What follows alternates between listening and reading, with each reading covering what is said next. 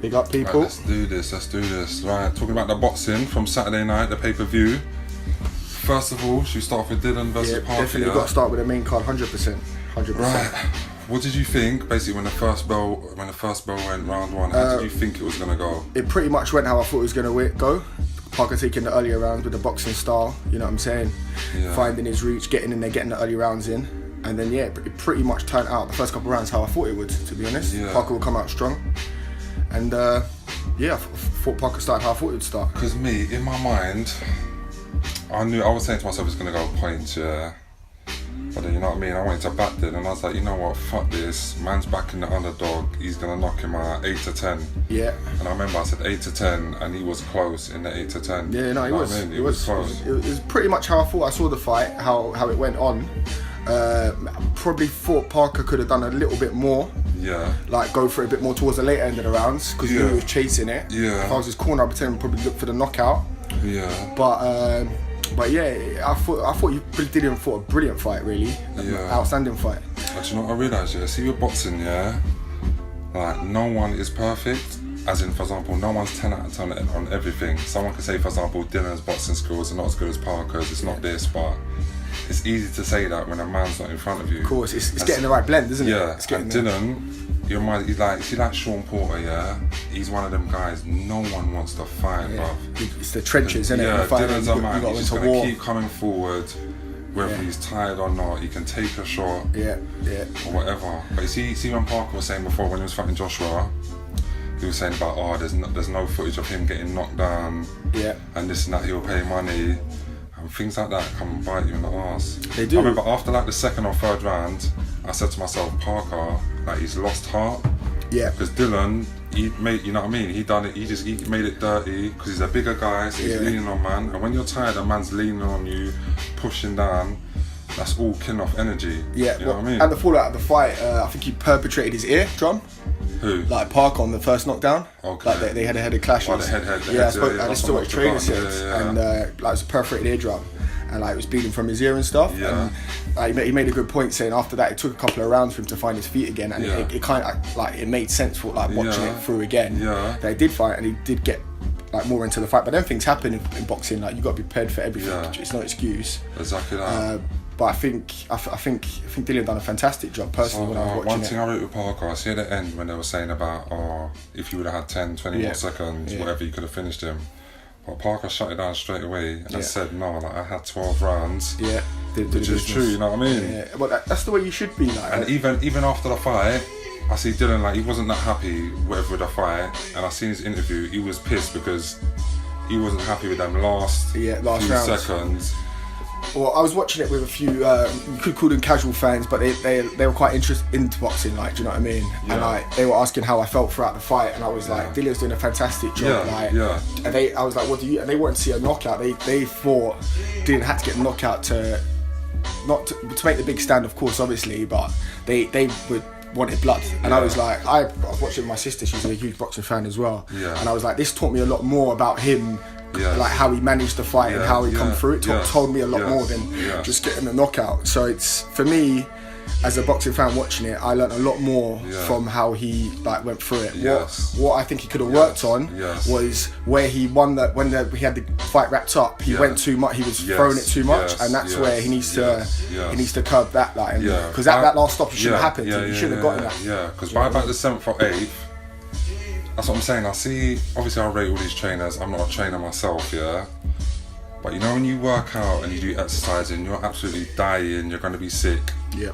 Like, man, you can't be telling man, you need to do this, you need to do that, you need to do, because it's going in one ear and the other. Like, man should have been telling Dylan, you're 4 or 5 rounds ahead now. Yeah, take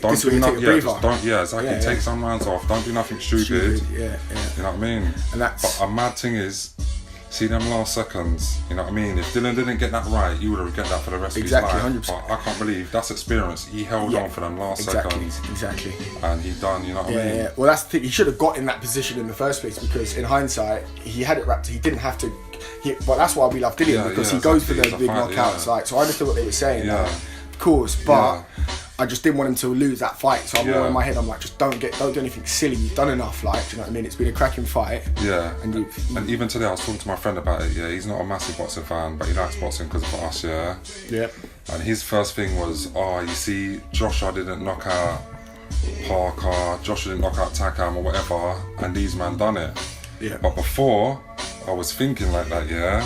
But then when I realised, with different fighters, like for example, see Dylan. Yeah. Dylan got knocked out by Joshua, Yeah. But the relevant is, Dylan fucked up his shoulder or whatever, it's a fight, he didn't make no excuses. So he went for it. He did get knocked out, but he fucking went for it, whatever. You either go for it, or you don't. And that's what Dylan was saying about Parker. There's a way to lose, isn't there? Yeah. You can lose in a certain way, and it comes out like a win, a clear straight. Like you can lose in a certain way, and it's how you lose. Do you know what I mean? I think that's the biggest thing. Like. Yeah. And Parker didn't lose in a bad way. He went in well. Yeah. And as White lost and got the knockout, but he built a lot more, got more around him. Yeah. Do you know what I mean? A lot more.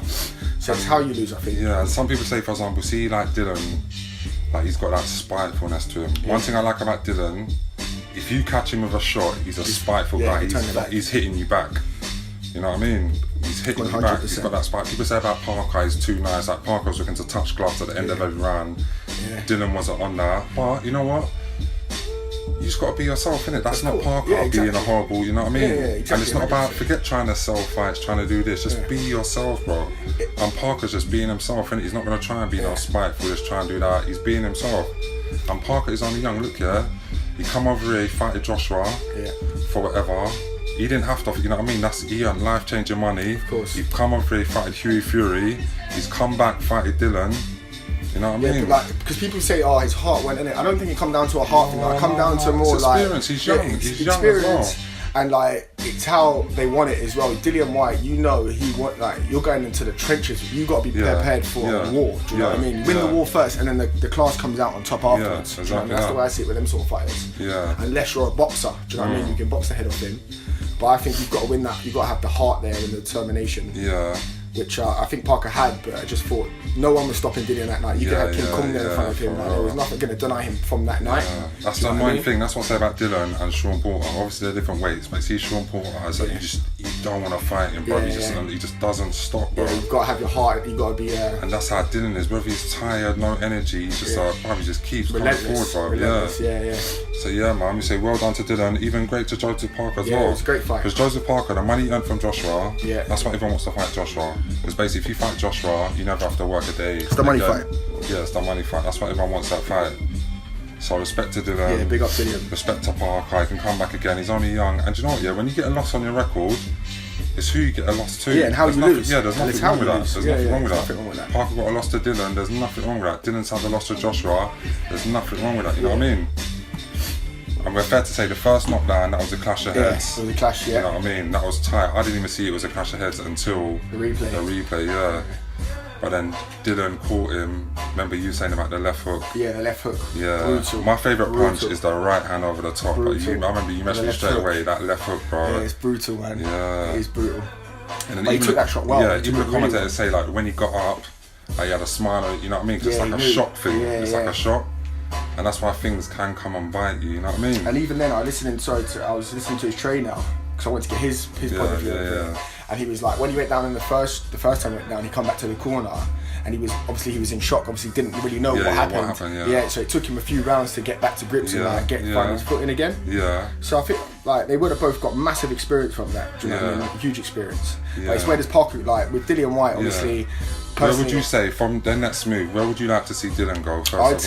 I would like Dillian to take probably in America, take a little warm-up fight, like nothing too risky, and then save himself for Joshua. I wouldn't like him to fight Chisora again. I think we've seen that. That's boring. I don't, and it's not a pay-per-view worthy. I don't think. I'd feel like I'm getting a bit. Yeah, personally, I want to see Dylan batter that Miller. Because but I don't think he deserves a shot. Like, I don't think he's done enough. Because basically Miller was supposed to come over, innit? Yeah. And I see a real thing with Eddie. Eddie was like, no, Dylan said Miller said some pretty foul things. He don't want him there. Yeah, Sky Sport. I think Sky Sports said they advised him not to come over. Yeah, exactly that. Which is right. Like. Exactly that. So me personally, I want to see Dylan batter that Miller. Yeah, but then it's still I think he's taken his risky fight already. Like for him to say to him to go take another one to get his shot. I don't think I'd personally like him to sit tight till April, take a little easy fight over Christmas, and then April go for his big pay-per-view.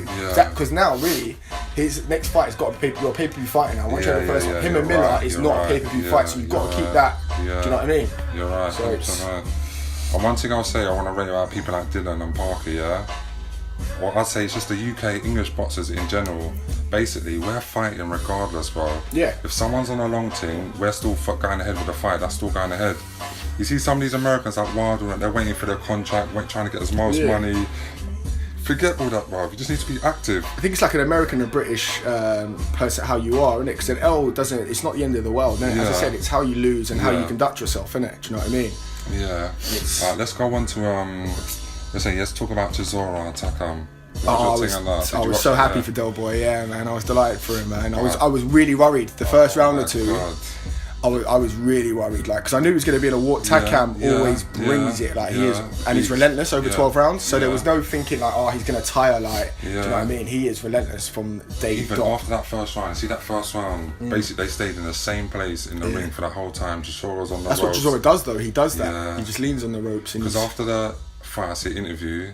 And he was saying basically he couldn't fight with him at a distance, so he was saying he was happy to stay on the ropes. Yeah. And then even after he went back to the corner after the first round, he didn't even sit down. He just standing up like, oh my god, you know what I mean? What have I let myself into? Yeah. But I think Takam kind of underrated him as well, because to come out like that and try and blast him, like, he shows like, do you know what I mean? I couldn't see him doing that against other people, so it kind of worked in Chisora's favour, which is good. And what I was more worried about is how his camp went, Chisora, because you know what he's like, if his heart's not in it, the big, and I think with him, the bigger the fights are, the more he raises his game much harder for. 100%, do you know what I mean? Because if you look at it before the fight, because people forget he had a fight in Monaco beforehand, like after, because they think casual fans just want the Dillian Whyte fight, but he lost and got his head boxed off him, and he just wasn't, he just didn't look the same person. Do you know what I mean? So it's he needs the hunger in him, especially at his age as well, which is understandable. He's been in the big fights, like he needs to have that.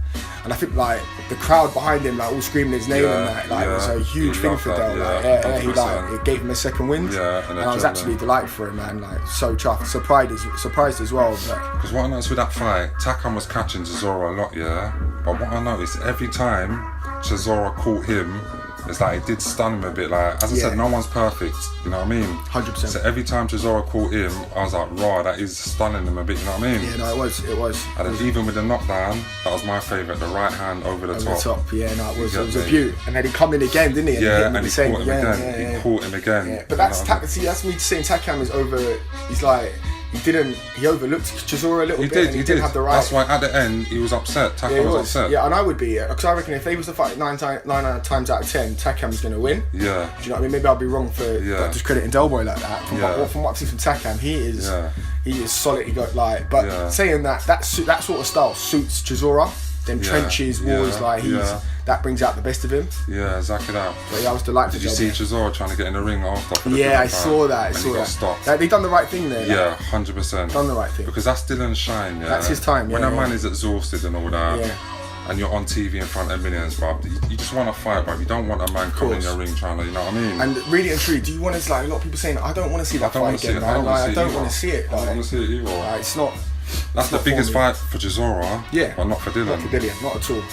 So where would you like to see Chisora go from this? My sister made a great point. This is what my sister said, Me personally, I'd like to see Chisora, you know what I mean, he's a home fighter UK, I don't want to see him in America or nothing like that. Look, listen to this break. My sister said, when the fight come on, she was like, whoever loses at Dillian Whyte and Parker is going to fight Chisora, and I was like, bingo. I was like, you're right, spot on, because it makes sense. If Dillian loses, they got back here. And I think, as I said, Parker would be a great fight for him again. It would build his name back up, like, it's a good quality fight, like, on the card of a heavyweight. I think that's his perfect. I never thought of it like that. That's when my sister, I didn't, until my sister said it, I was like, you're spot on, you're spot on. And it made sense because they were both there for that time.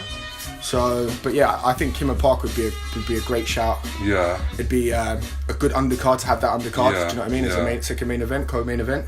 That's sick. Right, let's move on to the next one. Dave Allen. Did you see Dave Allen versus Nick Webb? Do you know what? I'm not gonna lie. Didn't see it. I missed it, but I see some highlights, and I'm delighted for him. Yeah. I thought it was going to be a lot more tougher test than it was, just because Joe Joyce, he avoided Webb as well.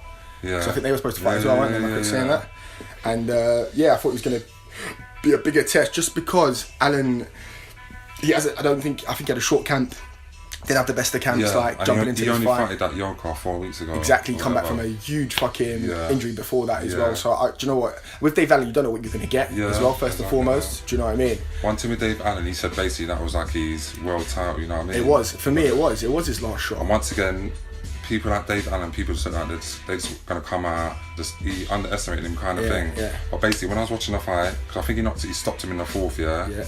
Basically, it was the same as usual. Dave Allen comes out, just getting battered, bro. Yeah, just one hit. And I see Eddie looking at his phone, and Eddie saying his phone was pinged off. Basically, everyone just saying, "Oh my god, what the fuck is this?" Once again, Dave Allen's come out, whatever. But he with the storm, and then he caught him my favourite right hand over the top. Yeah. And bang. But that's with Dave. He's got a lot. He's had a lot of dogfights, man. He's had a lot of experience. So I think that probably told for him as well. Showed for him as well. Yeah. Where Webb probably, as I said, I didn't see the fight, but he might have been winning it up to that point. Yeah, no, he was. He was You don't have to go so greedy. Do you know what I mean? Sometimes it's time just to. That's the clever boxers. Do you know what I mean? Like step off the gas. You don't have to.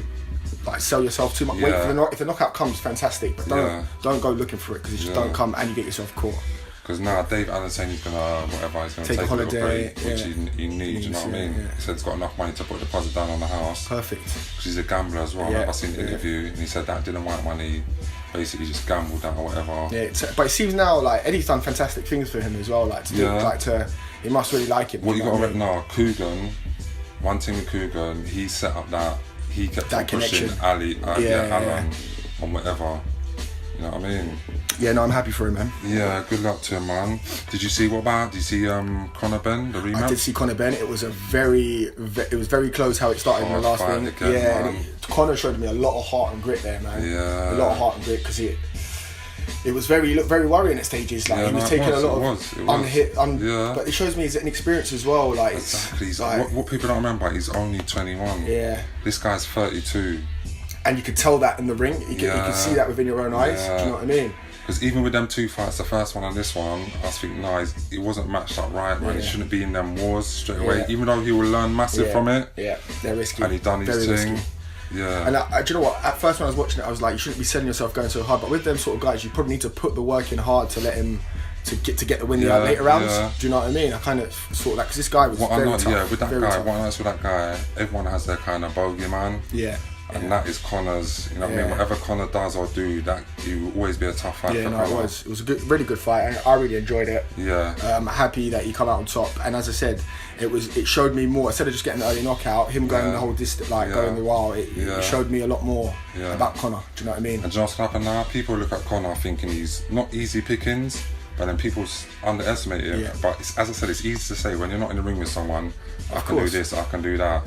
Different styles, learning. It's a learning curve, man. It's how you move on from it, and I think he learned a lot from the second fight because he didn't get as risky. I think the guy forced him into that sort of fight as well. It wasn't a thing of him. You know what? Basically, see the guy. Yeah, he's an orthodox fighter. Yeah.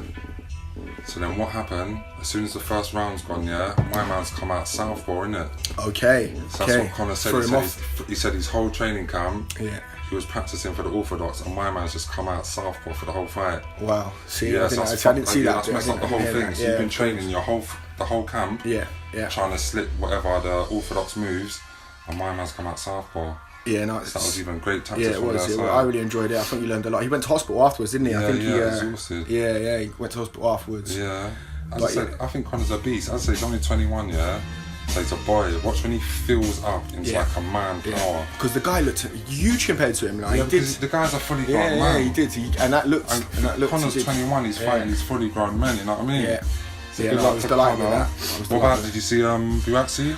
Do you know what? I literally went into the toilet, come out, and my sister he got knocked out. Like knocked the guy out. Yeah.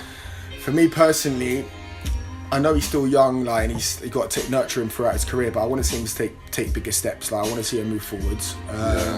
But it's tricky because I think with that weight, from what I know of it, the levels. Yeah, it's the elite, and then behind it is not great. Do you know what I mean? There's no really in between. Yeah. So it's when he takes that big leap. But I think I heard Eddie say there was a lot of fighters in America for him, which is a bit more testier and stuff. So I'd like him to go out there, probably get a bit more experience. And then what I like about Buatsi is he graduated. Yeah. What his degrees or whatever. He's a smart guy. And I think he's just like he's a humble student studying. Yeah, dedicated. He looks dedicated. Yeah, he does. And like even like he always praises his opponents and so and so. Oh, he handles himself superbly. Yes. He's a role model, definitely. He's signed 100%. to the Joshua management. Yeah. And you know a man like, see, there's other fighters, you always see them in the limelight trying to do this, trying to do that. Yeah. Me personally, I just respect fighters that are themselves. Yep, just exactly. be yourself, bruv. Don't listen to this bullshit. You have to do this to sell a fight. Yeah. You have to do that. People buy into and like people that are themselves. Yeah. As long as you're producing the goods in the ring, that's all that matters. Do you know what I mean? If you just produce the goods. I look at Andre Ward, he's himself, and I've seen interviews with Andre Ward telling his fighters, but you don't have to be trying to talk all this shit. Yeah, of course. You don't have to be doing that, whatever. Just be But yourself. I understand it from a certain, like, from the beginning of your career. If you're not lucky enough to have an Eddie Hearn there behind you from the beginning to guide your career and stuff, you might have to do certain things where you're not flavour of the week to get in that noticeable. Do you know what I mean? So I think it's just like Dillian White, for instance. There's a talk thin a lot line. of trash. There's a thin line. Like it's how you come up and how you're getting nurtured and taught. You need a good stable and a team management around you to guide you. I think that's like, do you know what I mean? Guide you in the right positions. Yeah, exactly. But hopefully it goes on well. Yardy needs to step up his game 100% if he. Like, yeah, everyone keeps on going on about Yard, he's getting protected or whatever. But it's like once you go past a certain level, there's no turning back. Can't step back. And at the end of the day, it's work. Like this is these people's futures. Yeah. And when you get into these wars and all that, bruv, it takes it out of you. It takes bits away from you as a. Sorry to like jump on different fights, but like Eubank, for instance, like he move forward and there's no turning back for him now, so he has to have them levels, and you can see why he's taking so long to come back, because he's gambled so much, so it's a bit more like, wow, is it in me to do that? So it's but even with Eubank, basically, for people that don't know, see, he got knocked out the Super Series by Groves, but he's a contractor, he's signed in, so if Groves or Cam Smith, so that's why we ain't seen much of Eubank basically. But even then, who really do you want to see? I'm not going to be paying for that. Are you going to be paying for that? Exactly. I'm not knocking the. Because Eubank can't come back now, ITV box office, and he can't come back now. I think I heard he's with Eddie now, though, isn't he? I think Eddie's. Yeah, that's rumours. Is it? People like Eubank, like they're not gonna. He's basically with Eubank, like I love Eubank or whatever, but I think he's took on his dad's view on this. You see, promoters are bad, trainers are bad, whatever. They just take you on. He's took that on. Yeah. And in this day and age, I don't think that's right, man. It's true. It's a sad situation, man. It's because I don't think we're getting the full potential out of Eubank, and that's what's more annoying than anything. Like, if you're gonna go down a certain route, fine, do that, innit? But if it's not benefiting your career and stuff, it's I don't. I ain't gonna lie, I was surprised to see Hay and Bellew on the commentary team. I was. That's one thing about Hay, like he never, like he doesn't go missing. Yeah, he's still relevant. Like, as in, for example, he just, even though he doesn't, for example, get embarrassed, like he just comes back and he doesn't hide or. Yeah, not at all. That's great. That's the best. One thing that I was happy with, like him and Bellew, they were cool. Yeah. They had their business. The reality is they both made probably at least over 5 million each. That's why I rate Bellew. A lot of people like. Watch it like as I said with some like casual boxing fans, and they don't like Bellew, and I really like Bellew. Like, do you know what I mean? I do. He's had dog fights for years. Like his fights ain't been great, but he's come he's been through a lot through the boxing things. Do you know what I mean? I ain't gonna lie, I wasn't a fan of Bellew.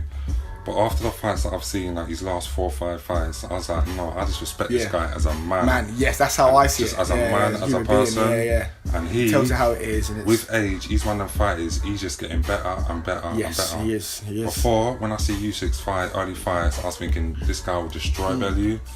But it's not even there's what Bellew tells me now, I'm believing. Yeah, do you know, I'm going through what he says. Like, do you know what I mean? Because and Bellew's got knowledge on boxing. So as I said, if someone's a puncher or they're a mover, there's tactics to nullify that. That's why people say, he's not going to fight Diddy and all that, because he's smart. He's not. He knows what he can like. Do you know what I mean? It's not about him being like scared of them, or he just knows what he can do and what he can't do. Like, and I respect that. that. Another point with boxers, these guys are bred. They're fighting men. Boxers are not scared of anyone. A boxer could have 10 years off, and he will still believe he could come back and beat the champion. Look at Carl Froch. Exactly. They're fighting men. Of course. But obviously it's the business and stuff, you know what I mean? Yeah. Moving on, I see online, basically Fury's going on about he's going to fight Wilder in December. It's so outlandish, it probably is true. Like, I wouldn't be surprised. If I was Wilder's team, I'd be like, look, it's a money fight there, pay-per-view. I'd be looking to take it if I was him. That's perfect I'd take it. I'd take it. With Fury, I can't see Frank doing it. he's put all that like time and money into him, to throw him in there now to the wall. But it can be a smart move as well, because I don't know, it's a tricky one. I just can't see it happening. Anything that guy says, like, it's not gospel. Like, I'm getting a bit sick of it. Do you know what I mean? I don't really. I used to love Fury a lot, yeah. But it's like online, all I see is pure negative stuff, and I can't watch what they say. Your vibe attracts your tribe. Yeah. You know what I mean? And it's just pure negative all the time. Because he's toned it down. He's kind of brought it back up a little bit more recently. Like, he toned it down for a while, and it was good. Like when he was getting himself better and back into shape and stuff. I think, as I said, your boxing does the talking and everything like that. Yeah. You're a champ. Just get yourself right, and all them things are going to come to you. But everyone knows he's 3-4 fights away from Joshua or whatever, yeah? Just because of the state or his situation. So why do you just constantly go in? Yeah, and you're just talking rubbish about this person's a disgrace, that person's a disgrace. And then it boils down to, all he's trying to do is just keep himself relevant. Yeah. So then people like Fury used to go on about Joshua, he's so boring, he's so this. But Joshua's just being himself, that's why people like him. Of course. You know what I mean? 100%. 100%. But with him, to be honest, I don't really... it's exactly like with the Wilder. I don't want to hear about it now until it's done. I'm absolutely sick of it. Exactly. Do you know what I mean? Like, I'm past that. I'm past hearing about it. Until proper fights are getting made and stuff like that, don't really take too much interest, man. And also another thing, what do you think? Do you think Brook versus Khan will ever happen? What's your opinion on that? Do you know what? Would I be sad if it didn't happen? I probably wouldn't be. You know, like, it's not one of them. It's not like a big thing that I'd really want to see. Like, to be honest, I wouldn't care if it did happen or not. I'd rather him go and fight the Charlo brothers, Kel. Do you know what I mean? Basically, Kel's moved up to 154, because everyone knew he struggles with 147, innit? Yeah. But then Khan, basically, me personally, I don't think Khan will ever fight him. Never. Because Khan won't be able to live with himself. They both don't like each other. And me personally, I think Kell Brook would batter Khan. Yeah, so Khan won't be able to live with himself. Khan will never take that fight. Yeah, he will never take that fight. To be honest, basically, as I said, Kell Brook's moved up now to 154. Yeah. So Kell Brook can't make 147. And Khan will say, the fight cannot happen at 147. Like, it's not, for me, if it happened a few years ago when they're both on top of their game and everything, like there was a belt on top, I probably would have preferred to seen it then more than anything. Now, I think it would be like, they bring it together just for the money. Do you know what I mean? I wouldn't really, I don't know, for me, it'd be a fantastic fight. I'd obviously still pay for it. Yeah. But I wouldn't be sad if it never happened. Yeah. Do you know what I mean? I wouldn't, it's not like that up there for me like that, personally. Yeah. But hey, it'd be a great fight. Yeah, that's wicked, man. Okay, yes, that's the end of the first podcast. Test one. Big up everyone. Boom, big up everyone. Thanks for listening. On to the next one.